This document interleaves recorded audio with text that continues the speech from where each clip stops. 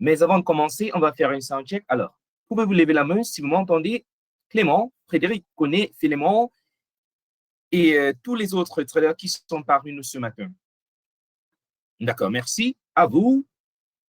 Nous avons commencé cette semaine avec cette nouvelle série intitulée la série de Stephen Cohen.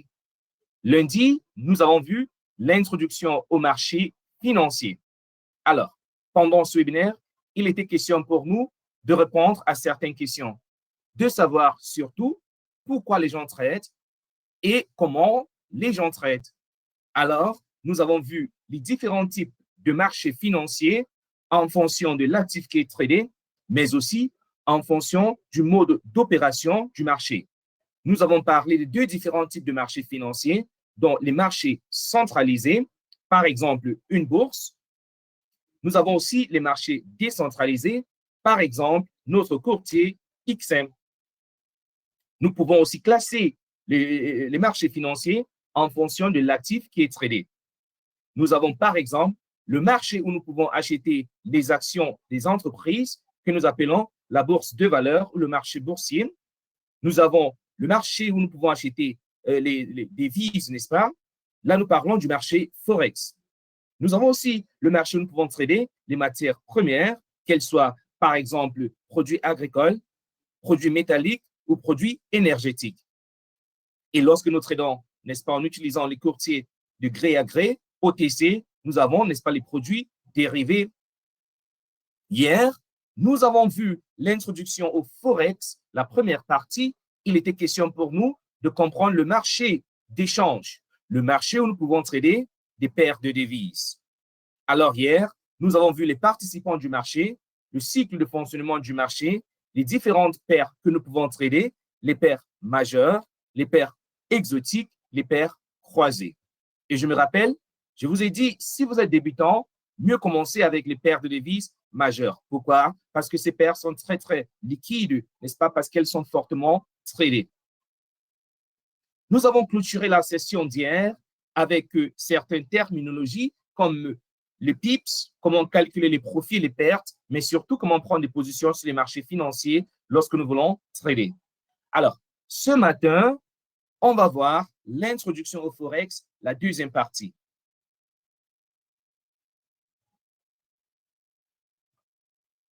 Hello, dear traders. Good morning to all of you, wherever you're joining us from. And thank you, of course, for choosing XM as your favorite broker to work with. This morning, this session is being presented to you by Tradepedia. And we're going to be looking at an introduction into Forex, the second part. Basically, we want to continue queuing from where we ended yesterday by looking at the foreign exchange market. Yesterday, we saw the participants of the foreign exchange market. We also saw the cycle of the cycle, trading cycle, and we looked at the different types of pairs that we can trade, and of course, how to calculate profits and losses. And we ended by looking at the different types of orders that we can take when we're trading on our MT4 or MT5 platforms. So this morning, we would continue by looking at other aspects of Forex, basically talking about notions like leverage, margin, liquidity, swaps. Without wasting much time, let's begin. Of course, it's going to be in the French language with myself, Marvin Fonakoum. Alors, sans plus perdre beaucoup de temps, on va commencer avec les diapositives.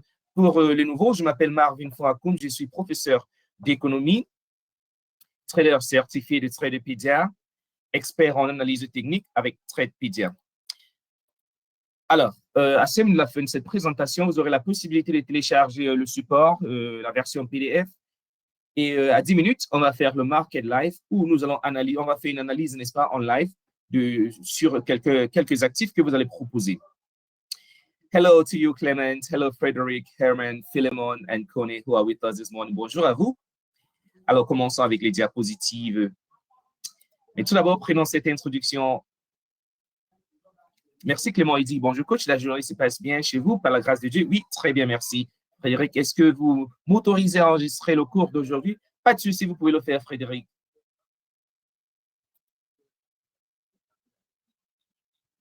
Alors,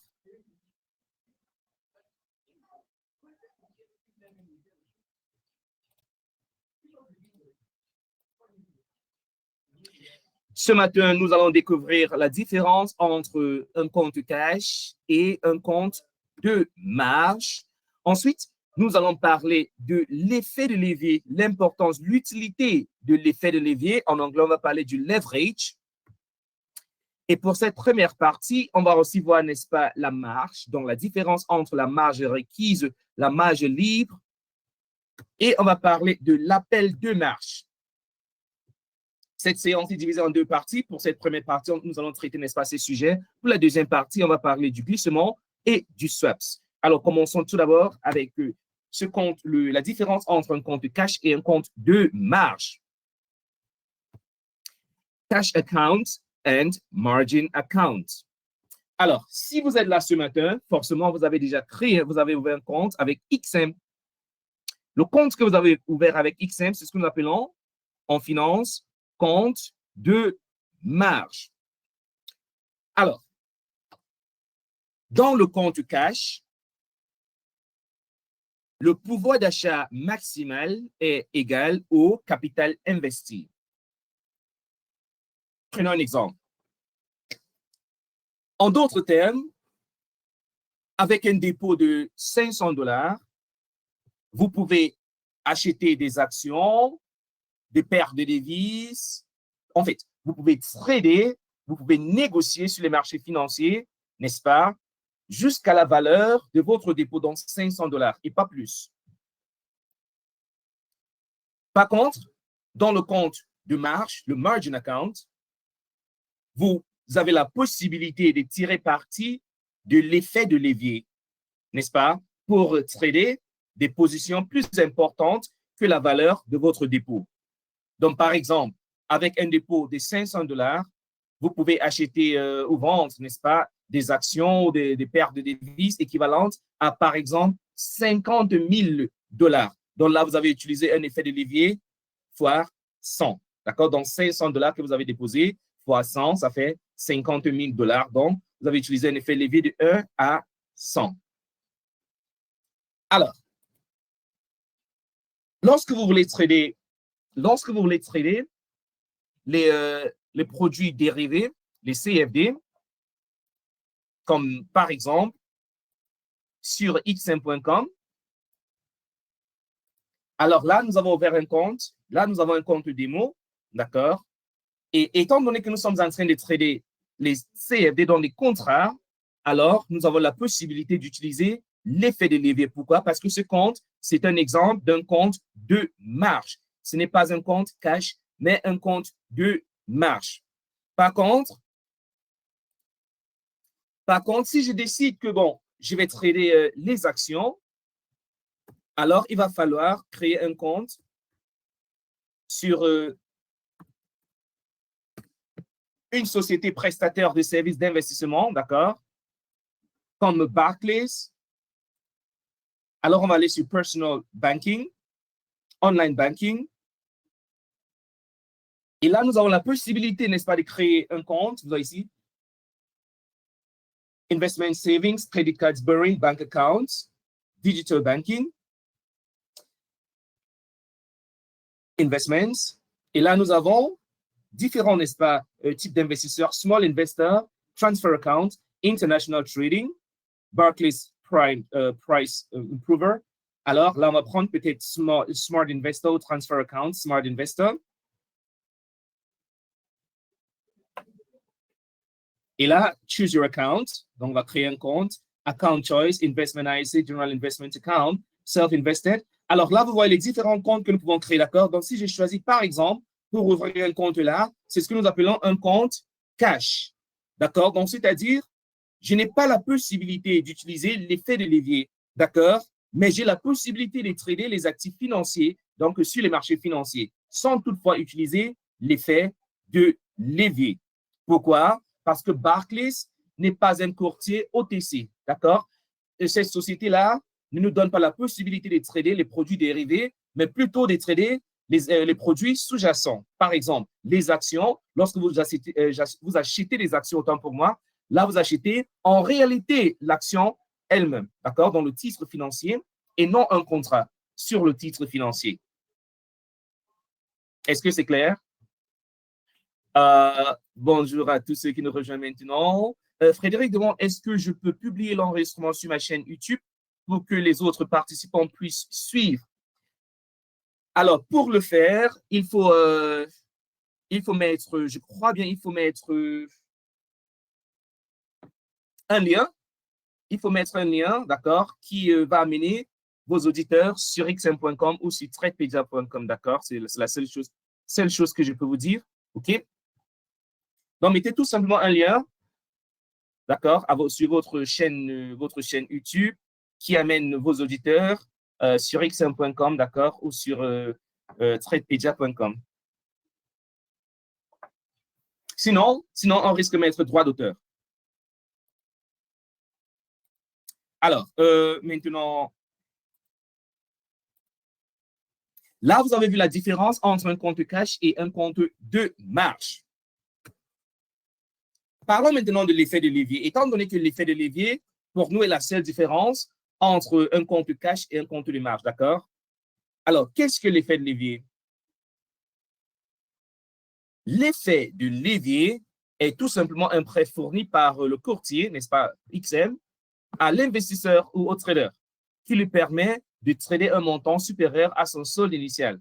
D'accord? Alors, étant donné que la plupart de nous, on se rappelle dans les années 90, dans les années 2000, quand le marché Forex était encore très, très nouveau, alors il fallait au moins avoir au moins 10 000 dollars pour trader sur les marchés financiers, surtout le Forex.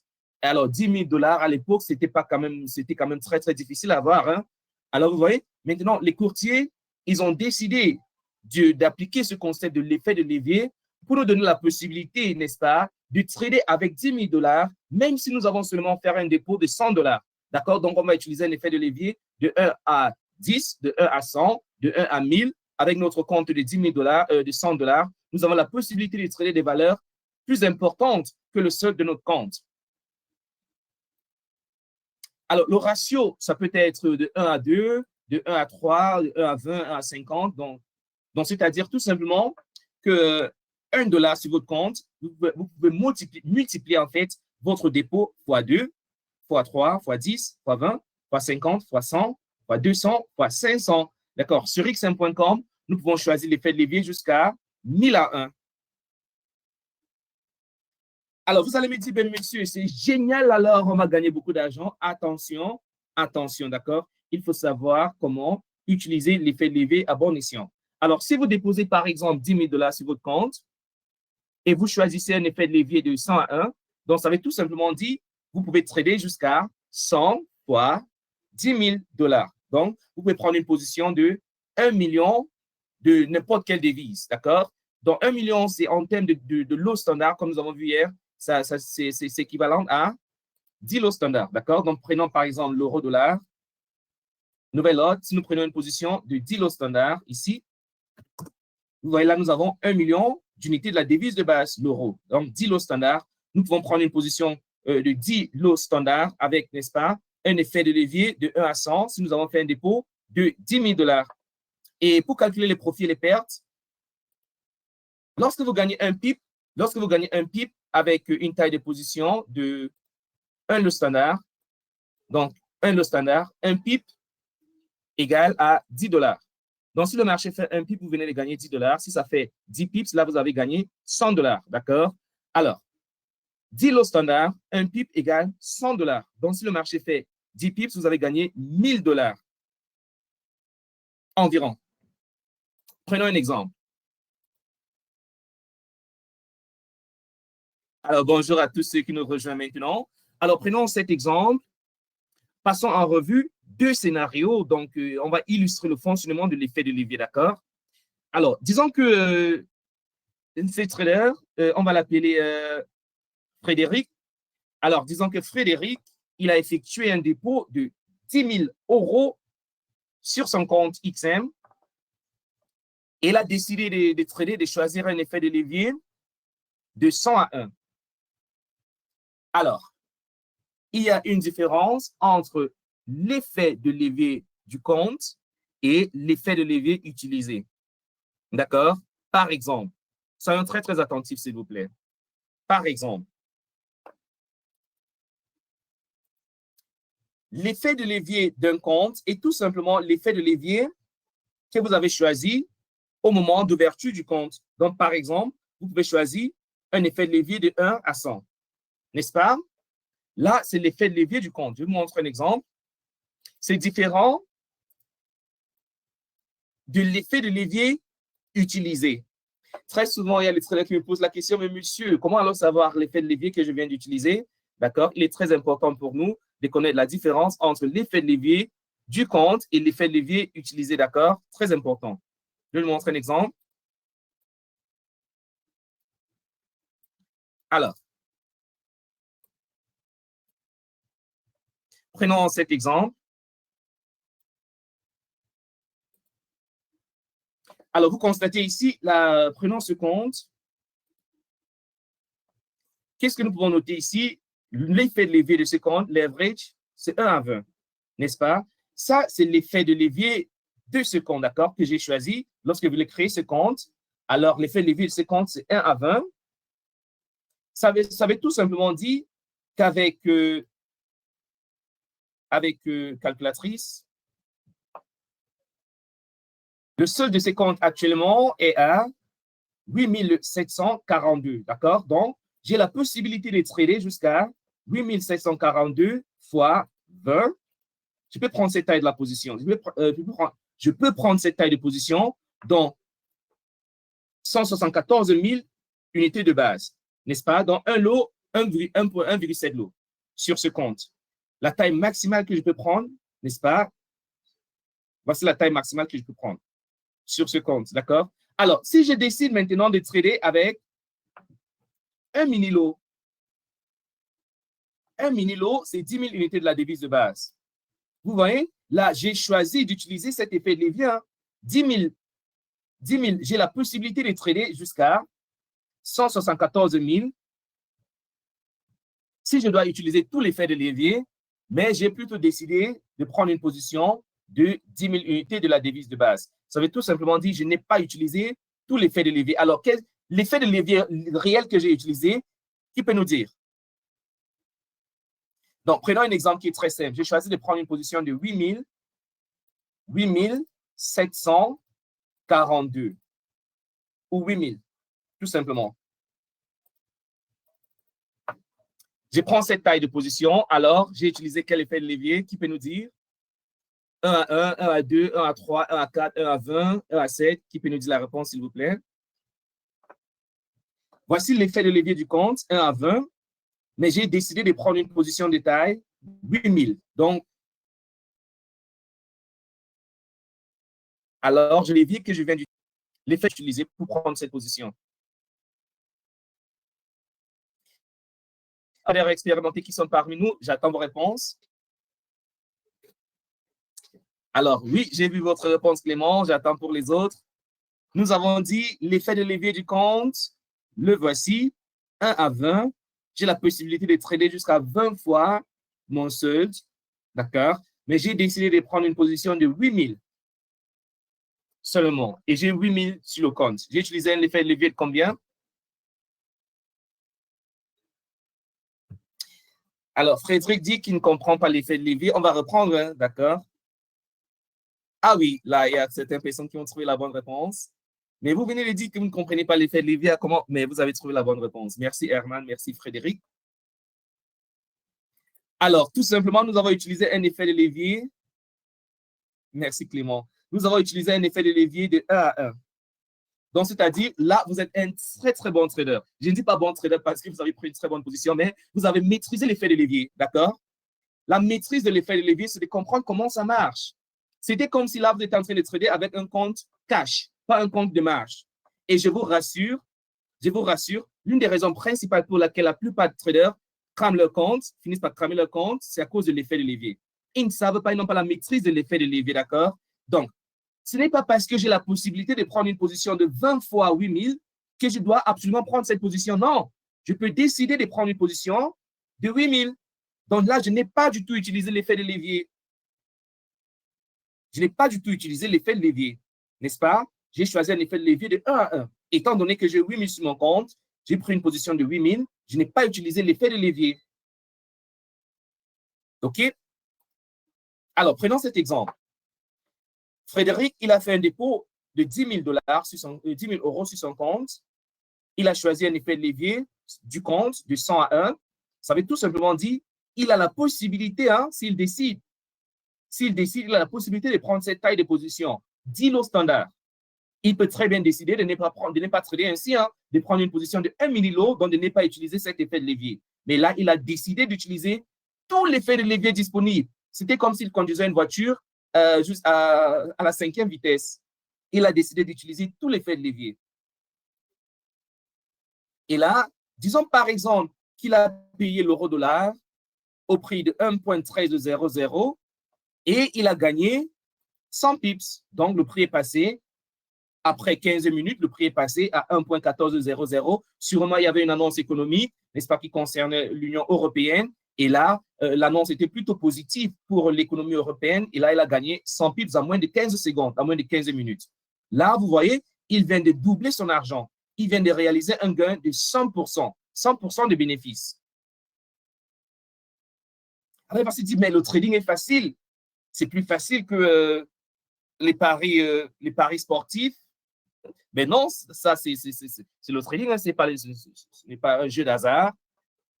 Mais voilà l'idée que ça nous met en tête. Nous venons de gagner 100% de notre capital. Alors forcément, là, c'est un jeu qui est très facile pour nous dans 15 minutes. Nulle part ailleurs, pouvons-nous réaliser ce genre de bénéfices.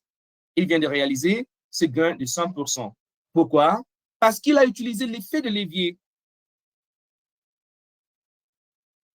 Puis multiplier ses rendements rapidement. Mais c'est un couteau qui est tranchant de deux côtés. D'accord? Imaginons un peu qu'il a pris cette taille de position, toujours 10 lots standard, et dans moins de 5 secondes, à cause de la volatilité, il a perdu 20 pips. Il a payé l'euro-dollar à ce prix et le prix a baissé de 20 pips. Et là, il vient de perdre 2 000 $ en moins de 5 secondes. Près de 1 300 000 francs CFA en moins de 5 secondes, c'est beaucoup d'argent. Pourquoi? Parce qu'il a utilisé tout l'effet de levier. Là, c'est un très, très mauvais trader. Si, par exemple, je me réveille un bon matin, je vous demande, alors, pouvez-vous me montrer votre compte et je vois une position avec ce genre de détail, je vous dis, mais non, vous n'êtes pas un bon trader si vous choisissez d'utiliser tout l'effet de levier. L'effet de levier n'est pas fait pour nous pour détruire notre compte. Très souvent, les professionnels, on vous conseille, il ne faut jamais trader, prendre une position de plus de 2% de votre compte. Il ne faut jamais risquer plus de 2% de votre compte. Donc, c'est-à-dire, peu importe l'effet de levier que vous allez choisir, il ne faut jamais risquer plus de 2% de votre compte sur toutes vos positions. D'accord? Donc, par exemple, j'ai 8 000 $. J'ai 8 000 $, je calcule mes 2%, c'est 2 divisé par 100, n'est-ce pas? Bon, excusez-moi. 2 divisé par 100 fois 8 000. Je ne dois pas perdre plus de 160 $ par jour. Si je considère que je suis day trader, sur ce compte de 8 000 $, je ne dois pas perdre plus de 160 $ par jour. Là, ça représente 2%. Donc, peu importe la taille de position que je prends, je sais dans ma tête que je ne dois pas perdre plus de 160 $ par jour. Si après 10 minutes, je constate que j'ai perdu 160 $, qu'est-ce que je fais? J'arrête le trading pour la journée. C'était bon. Voilà comment vous allez devenir des très grands traders, s'il vous plaît. Commencez la journée toujours avec cette décision de savoir combien vous êtes prêt à risquer à perdre par jour. Alors, parlons maintenant de la marge. Qu'est-ce qui se passe si on utilise tout notre effet de levier et que la position commence à partir contre nous? On commence à perdre de l'argent. Justement, on va finir par cramer notre compte. Pour comprendre cela, on va parler de la marge. Okay? C'est très important pour nous. Vous voyez par exemple ici, la position que j'ai prise là, nous avons, je vais vous montrer, la marge, 200 $, marge libre, 8 350, niveau de la marge, 4 275%. Alors, qu'est-ce que ça veut dire tous ces chiffres-là? Alors, reprenons l'exemple de Frédéric. Il a encore ajouté, donc il a fini par cramer son compte avec l'autre position qu'il a pris. Et maintenant, il a fait un dépôt de 20 000 $. Il a choisi un effet de levier de 20 à 1, n'est-ce pas? Comme moi d'ailleurs, n'est-ce pas? On se rappelle le compte que je vous ai montré tout à l'heure. Il a choisi un effet de levier de 20 à 1. Donc, ça veut tout simplement dire qu'il a la possibilité de trader jusqu'à combien? Jusqu'à 20 fois 20 000 $, n'est-ce pas? Donc, 400 000, il a la possibilité de prendre 4 lots standards.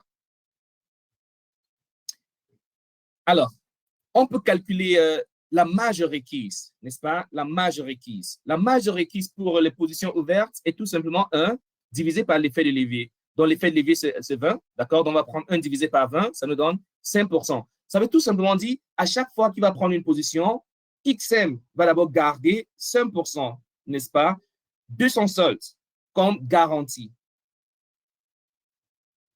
Alors, la marge est la valeur des positions ouvertes multipliée par le pourcentage de marge. Donc, par exemple, s'il a décidé de prendre une position de 1 lot standard, donc 100 000 unités de la devise de base, on va prendre 100 000 unités de la devise de base multipliée par la marge requise en 5%. Prenons un exemple. Donc, pour une marge de 1% et une position de 200 000, la marge sera de 2 000 $. Ce n'est pas du tout compliqué. Revenons ici voir. Alors là, par exemple, on peut calculer, n'est-ce pas, la marge pour prendre cette position. La position que j'ai prise. Là, j'ai pris une position de 0,04, n'est-ce pas, donc 4 000 unités de la devise de base. Étant donné que le solde pour ce compte, on a vu l'effet de levier, n'est-ce pas, c'est de 1 à 20. Donc, on va prendre 1 divisé par 20. Ça nous donne 0,05. Et la taille de la position, c'est 4 000 unités de la devise de base, n'est-ce pas, multiplié par 4 000 unités de la devise de base. Ça nous donne 200 $ comme marge. Est-ce que c'est clair? Est-ce que c'est clair? Est-ce que c'est clair? D'accord. Alors, il est vraiment important pour nous de comprendre comment ça marche. Là, nous avons la marge, donc 200 $. Maintenant, la marge libre, pour avoir la marge libre, dans le montant que j'ai, que je peux prendre d'autres positions, la possibilité de prendre d'autres positions, je dois soustraire 200 $ de 8 500 $. N'est-ce pas? Ça va me donner la marge libre. Vous voyez ici, marge libre, donc on prend 8 538 $ moins 200 $. Ça donne 8 300, justement 338 $, la marge libre. C'est la marge libre qu'on utilise pour prendre d'autres positions. J'ai encore l'argent disponible pour moi de prendre d'autres positions. D'accord? Alors, vous allez constater ici, par exemple, soyez attentifs, je ferme cette position et je prends une position de 1 lot standard, nouvel ordre, 1 lot standard. Alors là, vous voyez, la marge requise est maintenant 5 000. Pourquoi? Parce qu'on a multiplié tout simplement le niveau de marge dans 1 divisé par 20, d'accord, donc 0,05. On se rappelle, n'est-ce pas, en pourcentage fois 100, donc 5, d'accord? Alors maintenant, j'ai pris une position de 1 lot standard. Alors, qu'est-ce que nous allons faire? On va tout simplement multiplier notre niveau de marge en pourcentage fois, n'est-ce pas, la taille de la position. C'est ça qui nous donne maintenant 5 000 comme marge. Alors, maintenant, il est important pour nous de connaître la différence justement entre la marge libre et le niveau de marge. Pourquoi? Parce que lorsque vous allez prendre des positions perdantes et que votre niveau de marge continue à baisser, niveau de marge en pourcentage, alors vous allez finir par cramer votre compte ici, niveau de marge en pourcentage. Lorsque ça arrive à 100%, ce que nous allons voir dans un instant.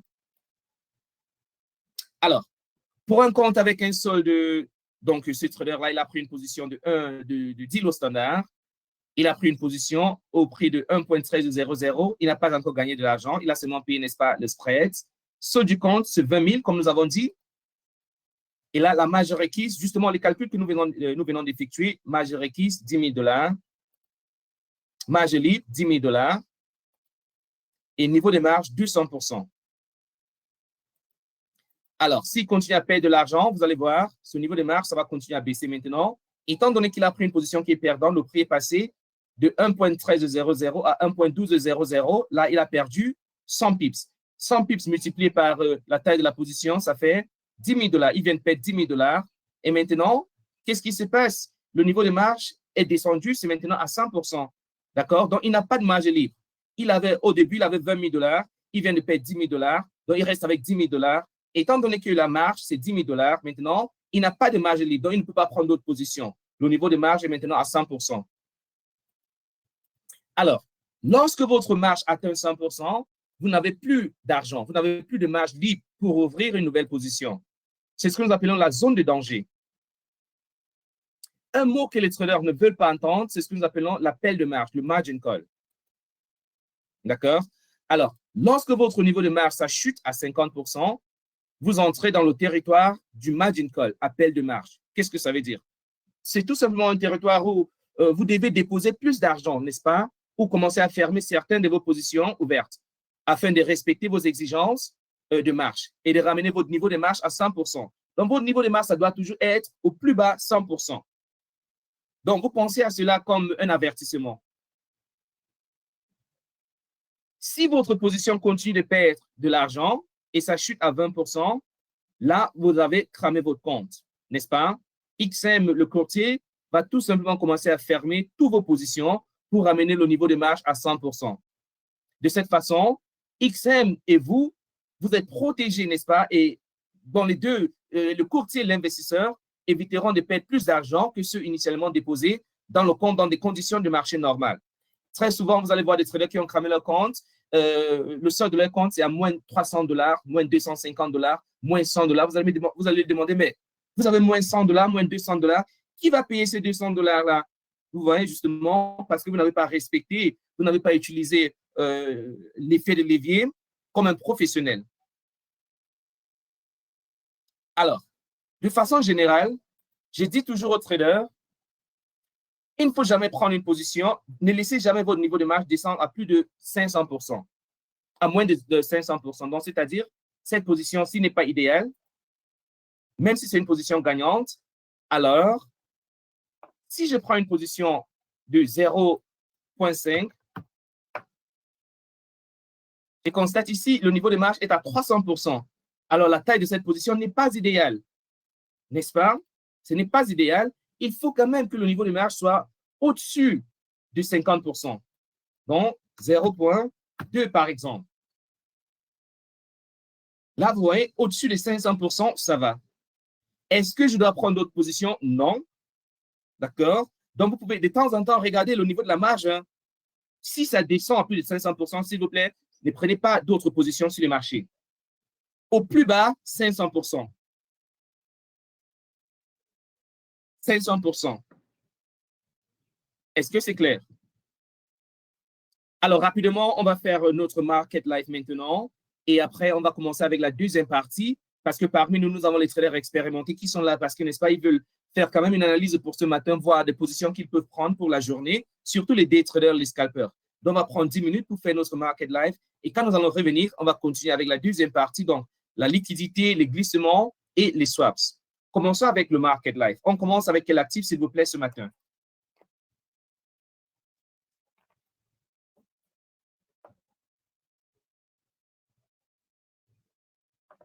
On commence avec quel actif?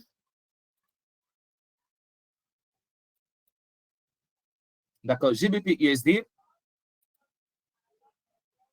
Alors, si vous êtes débutant et vous êtes là ce matin, soyez vraiment focus et concentrés hein, parce que là, on va utiliser certains indicateurs.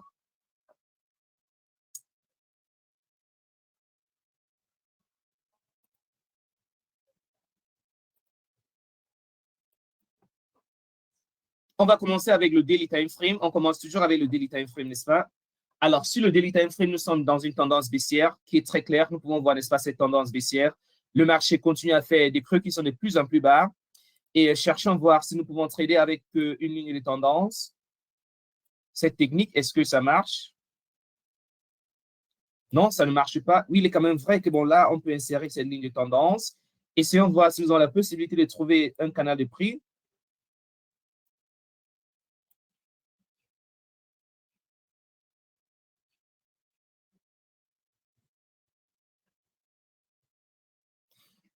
Alors, intéressant pour nous, nous sommes sur une tendance baissière, n'est-ce pas? Nous sommes dans une tendance baissière sur cet actif.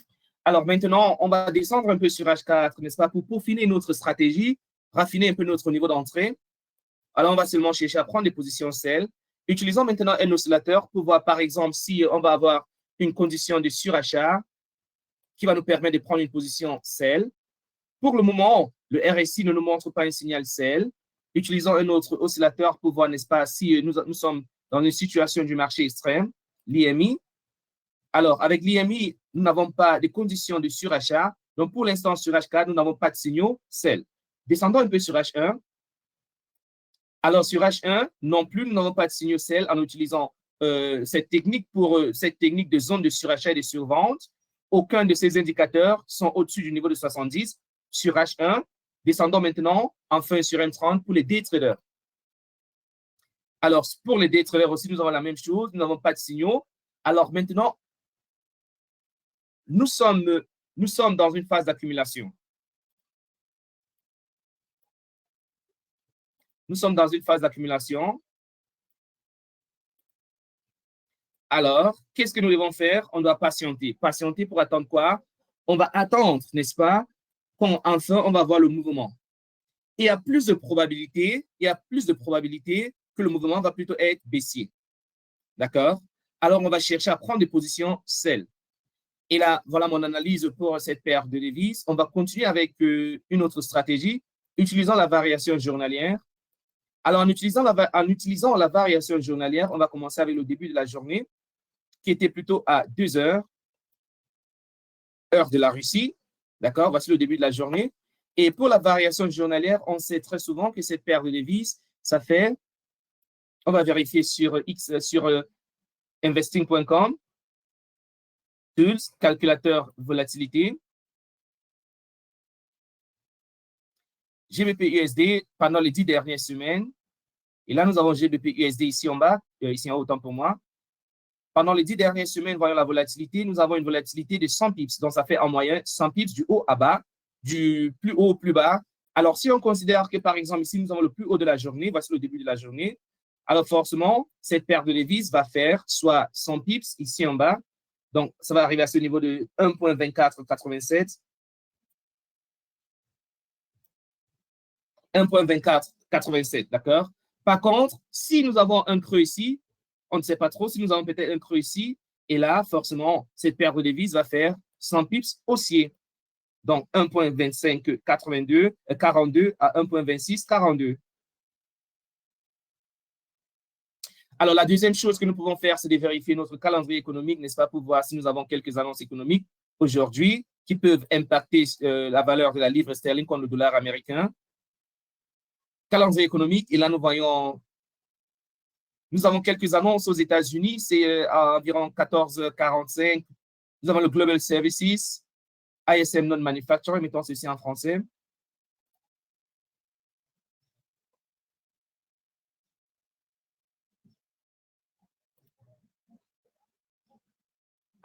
Alors, je disais tantôt, nous avons, n'est-ce pas, l'indice PMI pour les services aux États-Unis à 14h45. Alors, ça va bouger à 7 heures. À 15h aussi, n'est-ce pas, l'indice PMI non manufacturé pour le mois d'août. Alors, à 7 heures, ça va fortement bouger, mais aussi à 15 heures, n'est-ce pas, pour les traders qui vont trader le dollar canadien, nous avons, n'est-ce pas, surtout pour les day traders, hein, nous avons la décision de la Banque du Canada sur les taux d'intérêt. Alors, continuons notre analyse avec d'autres paires de devises. On va continuer avec l'US 30 Cash, qui est un indice boursier des 30 plus grandes sociétés technologiques industrielles, autant pour moi, aux États-Unis. Alors, sur le daily time frame, nous sommes dans une correction par renversement de tendance. Et à présent, on voit cette figure qui ressemble à une épaule tête-épaule qui n'est pas encore confirmée. La confirmation va venir si, par exemple, le prix casse en dessous de cette ligne de cours. Mais pour le moment, ce n'est pas encore le cas. Donc, pour le moment, nous sommes encore sur une tendance haussière sur ce marché. On peut regarder certains oscillateurs, n'est-ce pas, pour voir un peu ce qui se passe côté momentum.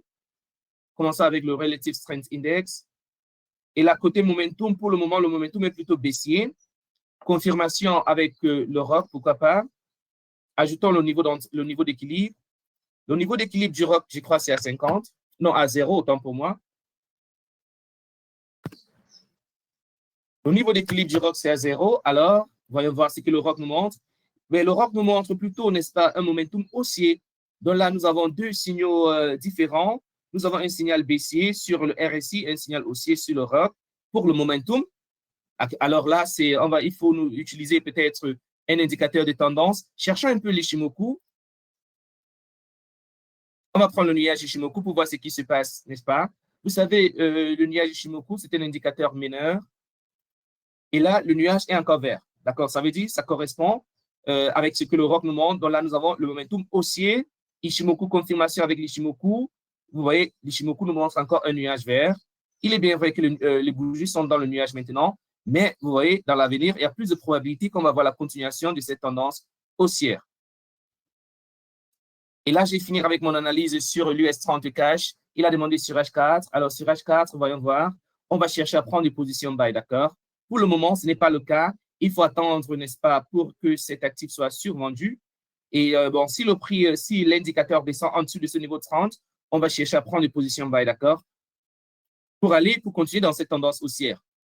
Peut-être même on pourrait avoir, autant pour moi, une correction. Alors, pourquoi ne pas utiliser le Fibonacci pour voir une correction au niveau de 61,8? Donc, peut-être le prix cherche ce niveau. Après l'annonce économique aux États-Unis, sûrement, on va toucher ce niveau de 61,8% de retracement. Et après, on va avoir, n'est-ce pas, la continuation de cette tendance haussière. Est-ce que c'est clair?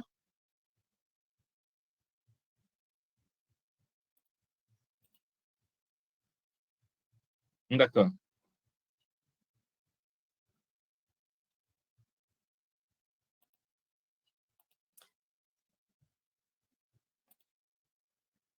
D'accord, merci.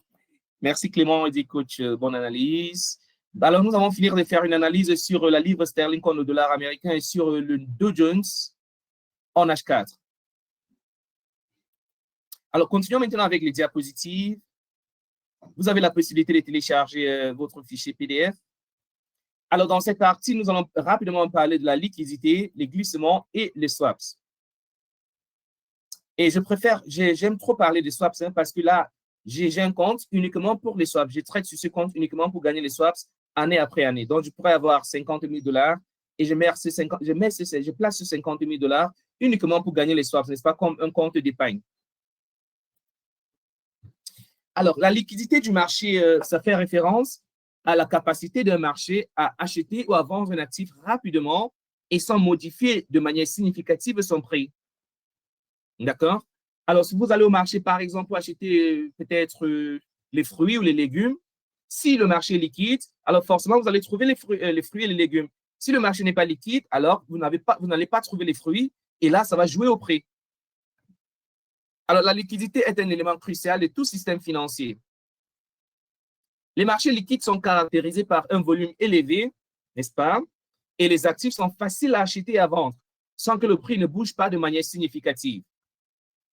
Les marchés non liquides, par contre, sont caractérisés par un faible volume et la vente ou l'achat rapide d'un actif ne peut se faire sans influencer sur le prix, comme l'exemple que je viens de vous dire. Alors, parlons maintenant de la liquidité dans le Forex. Nous savons le marché d'échange est tout simplement le marché le plus liquide au monde entier, n'est-ce pas? Donc, le chiffre d'affaires quotidien, ça atteint plus de 5 000 milliards de $ par jour. Environ 5,3 000 milliards de $ par jour. Et nous savons le marché boursier américain, là, c'est une valeur journalière de près de 220 milliards seulement. Donc, ça dépasse, n'est-ce pas, de plus de 10 fois le marché Forex en termes de chiffre d'affaires. Ça dépasse le marché boursier américain x 10. La liquidité, ça fluctue à mesure que les marchés du monde entier, n'est-ce pas, s'ouvrent et se ferment. Et à savoir, la période entre 13h et 16h GMT est la période la plus liquide. Pourquoi? Parce que nous avons les deux sessions de Londres et de New York qui sont ouvertes, qui sont actifs en fait. Et les paires les plus liquides sont tout d'abord l'euro-dollar, la livre sterling contre le dollar américain et le dollar américain contre le yen japonais. D'accord? Voici les paires de devises les plus liquides au monde entier. Donc, si vous êtes débutant ce matin, alors cherchez tout simplement à faire votre stratégie sur ces paires, à tester vos stratégies sur ces paires de devises. Euro-dollar, USD-JPY, Cable, GBP, USD. Et là, on rentre sur notre plateforme. Et là, nous avons le marché de l'euro-dollar. Et quand on dit qu'un marché est liquide, c'est plus facile pour nous de repérer les tendances. Vous voyez, quand le marché commence une tendance, là, la tendance est plus susceptible de continuer que de se renverser. Alors, lorsque vous tradez ces paires de devises, cherchez toujours une stratégie de suivi des tendances.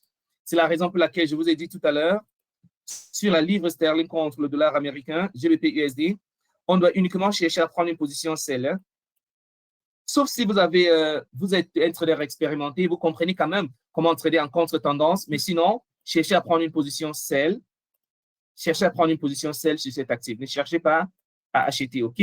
Pourquoi? Parce que là, nous sommes dans une tendance baissière, comme nous pouvons constater. On va un peu zoomer en arrière. Ouais, nous sommes là en tendance baissière. Enfin, ici, nous avons une tendance haussière. Vous voyez là, nous avons une tendance haussière. Pourquoi? Parce que le marché réalise des creux, des sommets des creux qui sont en général de plus en plus élevés. Il y a plus de probabilité que cette tendance haussière va continuer que, d'accord, plutôt que se renverser. Alors, rapidement, on va parler des glissements. Lors des annonces économiques, il y a tellement de la volatilité qu'on peut avoir ce que nous appelons les glissements. Alors, c'est tout simplement un glissement. Ça arrive quand on entre dans une position et que le marché, ça remplit notre position à un prix qui est différent, n'est-ce pas, du prix dont nous avons anticipé prendre cette position. Donc, par exemple, disons qu'on veut trader l'euro-dollar. On veut trader l'euro-dollar. Maintenant, nous voulons prendre une position, sell, maintenant. Et rapidement, lorsque nous cliquons sur buy, donc nous venons ici, disons que nous voulons prendre une position buy. Et lorsque nous cliquons sur buy, on s'attend à ce que notre position est activée à ce prix, n'est-ce pas? Mais on constate que plutôt la position a été activée ici en haut. Là, c'est ce que nous appelons le glissement. Et ce glissement est parti contre nous. Ce n'est pas dans notre faveur. Par contre, si la position est remplie ici en bas et que le marché monte, le glissement est allé dans notre faveur. Les glissements sont plus susceptibles pendant les annonces économiques, n'est-ce pas, lors de fortes volatilités. Là, on peut avoir, n'est-ce pas, de glissement. C'est la raison pour laquelle, lorsque vous voulez trader lors des annonces économiques, il faut trader avec les ordres en attente. Ne prenez pas les ordres, n'exécutez pas les ordres au marché à cause, n'est-ce pas, de la volatilité qui est très, très élevée. Alors, Kone demande, indice du dollar est en train de faire un double bottom, swing level. D'accord, voyons voir. Pour ceux qui traitent les figures de retournement, peuvent le suivre. D'accord, merci Kone. Jetons un coup d'œil sur cet exemple. Alors, notre ami nous dit, nous avons la possibilité, confirmation pour prendre une position sur un indice boursier. Alors, voyons cet indice.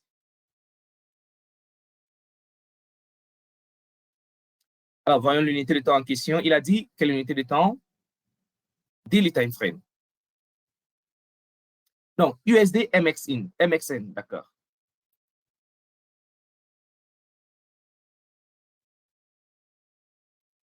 Peso mexicain.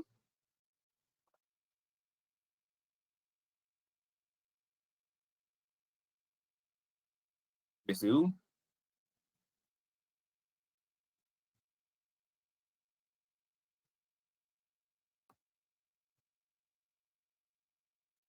Alors, voyons voir. Pour les figures chartistes, si nous avons, n'est-ce pas,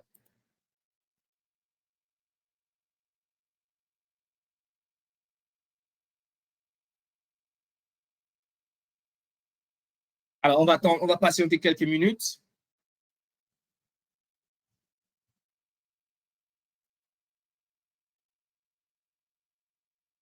Ah oui, je vois cette figure. Mais là, étant donné que c'est une paire de devises exotiques, je ne conseillerais pas les traders débutants à prendre cette position, d'accord, à cause de l'écart qui est très élevé, sauf si vous avez la maîtrise. Hein. Oui, je vois cette figure. Justement, nous avons, n'est-ce pas, ici en bas, nous avons un double bottom. Ça ressemble même, oui, un double bottom qui ressemble. Alors là, la confirmation est venue.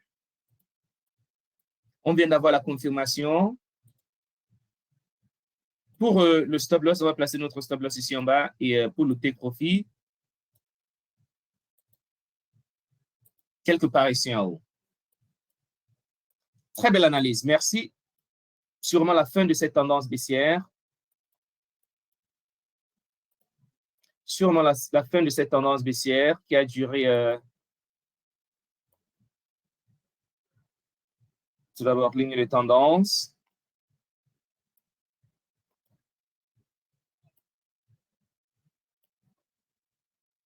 Ajustement de notre ligne de tendance.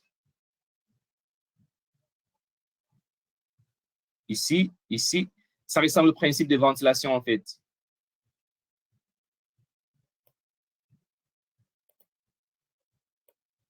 Pourquoi? Parce qu'on aurait pu continuer à ajuster, n'est-ce pas? Principe de ventilation.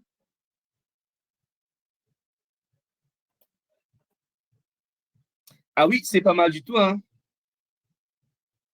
On pourrait avoir un retest de cette ligne de tendance dont le prix pourrait se corriger ici en bas avant de continuer sa hausse. Merci pour ce signal. Alors, rapidement, on va parler des swaps. Je vous ai dit tout à l'heure que j'ai un compte uniquement pour les swaps, d'accord? Alors, voyons voir comment ça marche. Lorsque nous tradons des devises ou des CFD, n'est-ce pas? Donc, on utilise l'effet de levier sur un compte de marge. Alors, nous empruntons et nous prêtons l'actif. Qu'est-ce que ça veut dire? Pour cette raison, on paye des intérêts, n'est-ce pas, sur l'actif emprunté et on gagne des intérêts sur l'actif acheté. Il s'agit de ce que nous appelons les frais de roulement ou les swaps. Alors, en conséquence, le trader doit payer des intérêts sur l'actif qu'il empruntera et il va gagner des intérêts sur l'actif qu'il achètera. Alors, les swaps, les frais de roulement sont facturés lorsque le trader garde une position ouverte pendant la nuit. Alors, le taux de roulement ou de swaps est tout simplement le différentiel des deux taux d'intérêt entre les deux devises de la paire. Rapidement, voyons un exemple. Quand c'est plus clair avec les exemples, c'est quand on lit comme ça, là, ce n'est pas du tout évident pour nous. Alors ici, maintenant, nous avons ces taux d'intérêt.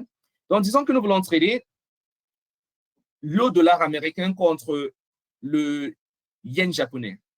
Prenons les deux taux d'intérêt, 5,50% sur le dollar, moins 0,10% sur le yen japonais. Alors, nous voulons trader cette paire de devises ici, en daily time frame. Alors, si on achète, n'est-ce pas, cette paire de devises, ça veut tout simplement dire on va gagner 5,50 $ comme pourcentage, en fait, moins le taux d'intérêt sur le yen japonais qui est moins.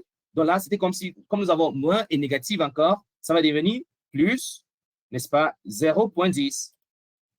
Là, nous allons gagner 5,6% comme intérêt par an. Et les swaps sont facturés par lot standard, n'est-ce pas? Donc, par lot standard, donc c'est par 100 000 unités de la devise de base, nous allons gagner 5,6% divisé par 100, multiplié par 100 000 unités de la devise de base. Qu'est-ce que je viens de faire? Non. Là, ça devrait être par an. Donc, divisé par 12. Je sais. 466 $ par an. Mais de façon, c'est un peu rapide avec la plateforme, c'est automatique. On part tout simplement sur la paire. On va cliquer droite. Vous avez ici spécification. Et là, on descend en bas pour avoir le swaps. Vous voyez ici, swaps. Type de swap, swap sur position longue, 0. Swap sur position courte, 0. Pourquoi? Parce que sur ce compte, ce n'est pas un compte qui me paye les swaps, d'accord? Je vais vous montrer un autre exemple sur un compte qui paye les swaps, donc un compte standard. Là, c'est un compte ultra low. Donc, j'ai mon compte standard là pour les swaps. Et là, une nouvelle fois, on va aller sur cette paire de devises pour voir les swaps, donc USD/JPY. Spécification. Alors ici, vous voyez, n'est-ce pas, swap de position longue, 11 $, swap de position courte, moins 27 $. Donc, ça veut tout simplement dire, si je prends une position, soyez attentifs, si je prends une position, n'est-ce pas, de un lot standard, soyez très attentifs. Si je prends une position de un lot standard, une position buy, demain, je vais revenir trouver, n'est-ce pas, que j'ai gagné 11 $ si le prix n'a pas bougé. Si je prends une position sell sur cette paire de devises. Demain, je vais venir trouver que je suis en train de perdre 27 $ si le prix n'a pas bougé. Alors, si le prix bouge en ma faveur, donc je gagne 100 $ par exemple, demain, je vais revenir trouver que je suis en train de gagner 111 $. Si je prends une position sell et que la paire baisse et je suis en train de gagner 100 $, demain, je vais venir trouver que je suis en train de gagner 83 $. Pourquoi? Parce que là, les swaps sont facturés par jour. Après un an, on va calculer si la position est toujours gagnante, par exemple, ou n'est pas gagnante, on va calculer le nombre de jours de trading par jour, par année, 200 fois 11 $, ça me donne combien? 2000 $, 200 comme swaps. Sur un compte de 10 000 $, si je gagne 2000 $, 200 comme swaps, c'est beaucoup. Je viens de réaliser 20% de retour sur investissement seulement sur ce compte. Je ne connais pas des banques commerciales qui donnent ce genre de taux d'intérêt sur les épargnes. Est-ce que c'est clair? Est-ce que c'est clair?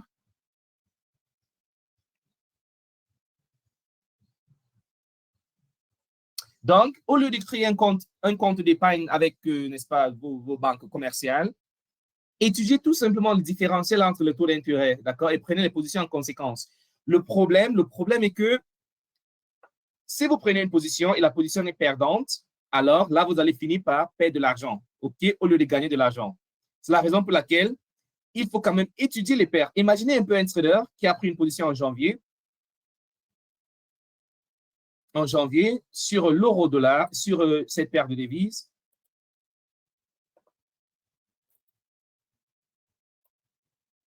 Donc, il a pris une position rentrant en janvier. Il a pris une position là. Un lot standard, pas grand-chose. Un lot standard. Il a 10 000 $ sur son compte. Il a pris une position de un lot standard. Alors, à présent, avec cette taille de position, ce compte était un compte pour l'épargne. D'accord? Ce n'était pas un compte du trading. Il a juste pris la position parce qu'il voulait gagner les swaps, n'est-ce pas, les frais de roulement. Maintenant, il constate déjà, en plus des swaps qu'il est en train de gagner, on peut calculer les swaps qu'il est en train de gagner, n'est-ce pas? On compte le nombre de jours. On peut compter le nombre de jours de trading, n'est-ce pas? Donc, ça va être près de je crois, 150 jours, multiplié par 11. Pour les swaps, il gagne déjà 1650 $. Et en plus, il est en train de gagner la valeur ajoutée sur la position qu'il a pris. Combien de pips? 1998 pips. 1998 pips. Un lot standard, la valeur de 1 pips sur un lot standard, c'est 10 fois 10. Il est en train de gagner 19 000 plus, c'est 10 000 plus les swaps qu'il a gagné, 1500. À la fin de l'année, il a 31 000 $. Est-ce que c'est clair? Est-ce que c'est clair? Voilà comment les institutions, très souvent, ils vont manager, n'est-ce pas, leur position. Et ce trader-là, il ne trade pas tous les jours, il ne prend pas des positions tous les jours. Il a pris une seule position en janvier, une seule position sur son compte d'épargne, et il a laissé la position pendant un an. Mais il a pris la position de façon éclairée. C'est un maître. Il maîtrise, n'est-ce pas, les frais de roulement. C'est la raison pour laquelle il va finir l'année en plus. Il a gagné près de 300% de retour sur investissement sur son compte d'épargne. Très souvent, les paires de devises, n'est-ce pas, les monnaies qui ont un taux d'intérêt très, très élevé par rapport à une autre vont évoluer dans une tendance haussière. Très souvent. C'est la raison pour laquelle, même si on prend GBP, JPY, prenons cette paire de devises, vous allez voir, c'est la même chose. Hein? Donc, très souvent, regardez tout simplement les différentiels, les taux d'intérêt. Ça peut vous permettre de connaître un peu ce qui pourrait se passer pendant l'année. Allons sur le daily time frame. Vous savez, les taux d'intérêt sur la livre sterling, nous venons de le voir, c'est 5,25%. Sur le yen japonais, c'est moins 0,1%. D'accord? Donc, pour un trader qui a pris une position, comme moi d'ailleurs, en janvier,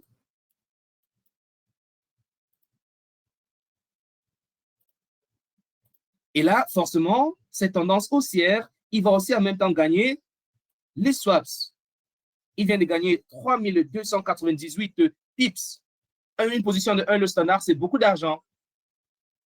Chers traders, nous sommes arrivés à la fin de ce webinaire. J'espère que vous avez quand même appris quelque chose ce matin. Si oui, inscrivez-vous pour un autre webinaire que nous aurons en soirée lorsqu'il sera 19h en temps universel. Merci pour la participation. Merci énormément à vous, Clément, Frédéric, Herman, Amon, Léocadie, Philémon, Tommy, Koné. Je ne vais pas citer tous les noms, d'accord? Excellente journée à vous. À plus.